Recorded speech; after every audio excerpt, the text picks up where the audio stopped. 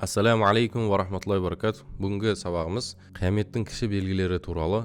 Үшіншісі, 12-ші белгісі бұл қабір алдында өткен кезімізде қазіргі уақытта бар. Яғни сескеніп қаламыз, қорқамыз. Ертең мен де осы жерге келем ғой. Барзақ әлемі маған да ашылады.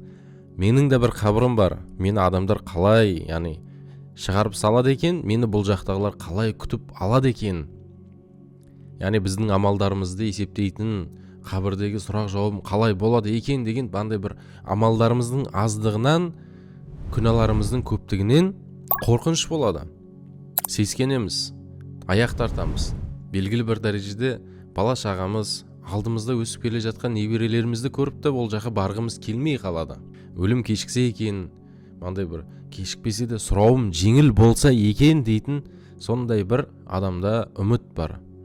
Яғни зиратқа барған кезде, кейде жаназада, сондай бір жерлеуге барған кездерімізде ер адамдардың арасында да, әйел кісілерде сол жерлерден өткен кезінде адамда айтсе де қорқыныш болады.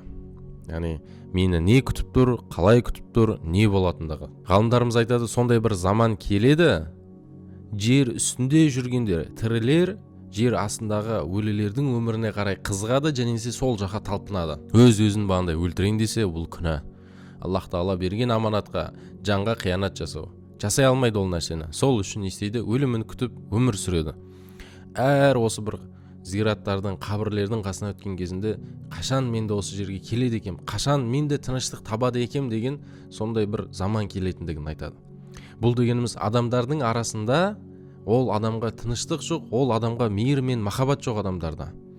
Бәлкім маған жер үстінен жердің асты хайырлырек шығар, жердің асты маған тыныштық болатын шығар деген мақсатта ол адамдар жердің үстін емес, бәлкім астын, барзақ әлемін, қабірді олар аңсайды. Яғни сондай бір заман келетіндігіне.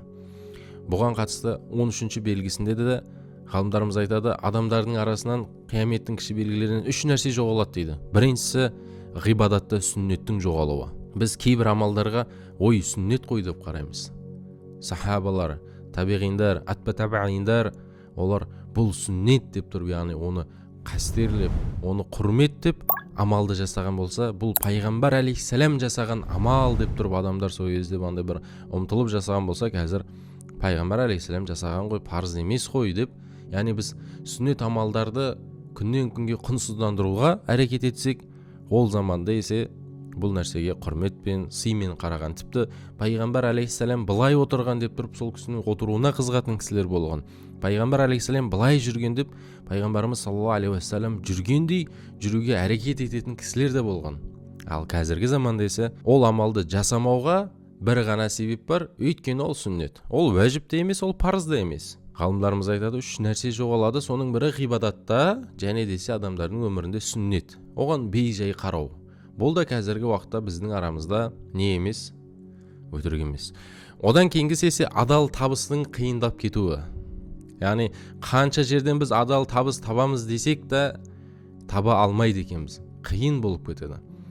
Мен азанда таңертең, я Алла, маған отбасымды асырауға адал табыс бер деп шықсақ та бұл нәрсе өте бір қиын, өте бір ауыр болып кететіндігін ғалымдарымыз айтады. Қияметтің бұл да белгілерінен дейді.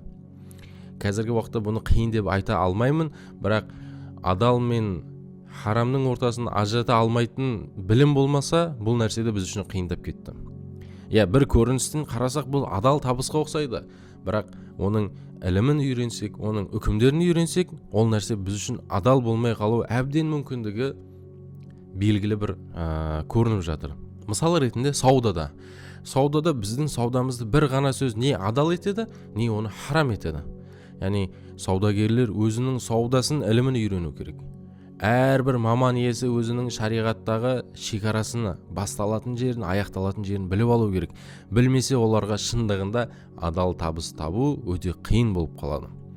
Одан кейінгісі есе дос пен бауырдың болмайтындығы.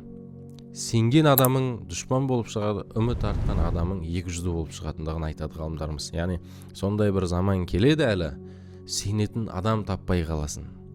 Яғни өзіңді жалғыздатып қалғандай сезінесің. Өйткені айналаңдағылардың бәрі сатқын, екі жүзді, сен аяғынан шалғысы келетін, сондай бір қауым, сондай бір адамдардың болатындығын айтады.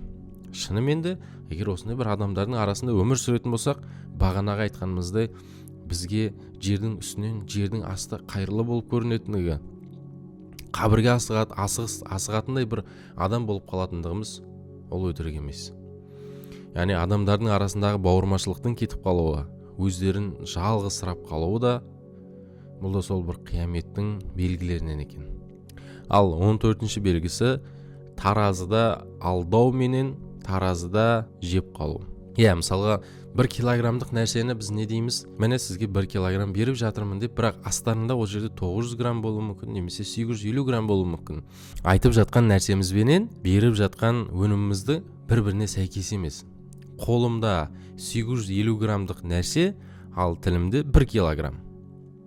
Мен бұл нәрсені не үшін айтып жатырмын? Қазір таразылардың бәрі электронды, бұл жерде алдау мүмкін емес деп айтуымыз мүмкін да, бірақ таразы секілді алдау қазіргі уақытта мүмкін болып қалған. Мысал ретінде мен бір өнімді сатып жатырмын. Оның қызмет ету өміршеңдігі 6 айға дейін барады.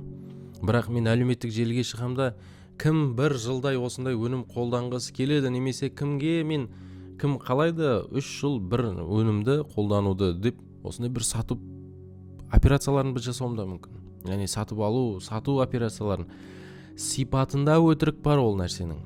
Бұл да таразыдан жеудің үкімімен бірдей. Мысал ретінде мен сізге курс сатып жатырмын. Бұл сенің өміріңді өзгертеді. Бұл сенің бағытыңды өзгертеді деп айтуы мүмкін. Бірақ ол курс ешқандай бір пайда да бермеуі мүмкін. Өтірік, жалғанның үстіне құралған болуы мүмкін. Яғни маркетингпен оны қаптауы мүмкін. Маркетинг саласында осылай адамдарға жаман көрсетіп қоюы әбден мүмкін. Біз сақ болуымыз қажет. Өзіміз білмеген өнімнің үстінде уәде бермейік, өзіміз білмеген өнімді сатуға, оның үстінен табыс табуға әрекет етпегеніміз жөн. Біздің ризығымызды біздің өнім емес, Алла береді. Алла біз есептеген жолмен емес, бәлкім есептемеген жолмен береді. Аллах Тағала Құранда біз сендердің ризықтарыңды ойламаған жерден береміз дейді. Біз ойлаған, біз есептеген, біз жоспарлаған жерден емес, бәлкім біз күтпеген жерден келетіндігі әбден мүмкін. Бұны кәсіпкерлер жақсы біледі. Осы өнім өтпейді-ау деп аламыз, бірақ сондай өнімдерімізден көбірек пайда көрген кездеріміз болған. Мынау товар, мынау өнім осы айда жақсы сатылады, сұранысқа ие деп алып келіп, сата алмай қалған кездеріміз де аз емес. Бұл тек қана тауарға қатысты емес, біздің өмірімізде қазір тек қана сауда-саттық базарда болып жатқан жоқ. Сауда-саттық бізде сауда орталықтарында болып жатыр, базарларда болып жатыр. Сонымен бірге әлеуметтік желілерде болып жатыр. Бұрын тек қана сауда-саттықта өнім алсақ, қазір қызметтерді де сатып алып жатырмыз. Яғни түрлі бір адамдардың консультацияларын, түрлі бір адамдардың курстарын, түрлі бір адамдардың кітаптарын, ақыл кеңестерін ақыға алып жатырмыз ба? Осындай сатып жатырмыз ба? Ең бірінші өнім менен сөзіміздің арасында арақашықтық болмау қажет. Бұл саудагерлерге ескерту. Таразыдан алдау кеңінен тарайтындығы да адамдардың арасында саудасында өтірік болмаса саудасы жүрмей қалатын дәрежеге жететін да, яғни осындай бір қауым болатын болса, бұл да қияметтің кіші белгілерінен екен. Альхамдулиллахи раббил аламин. Бар мақтау Аллаға. Иншалла келесі сабақта жүздескенше аман сау болыңыздар.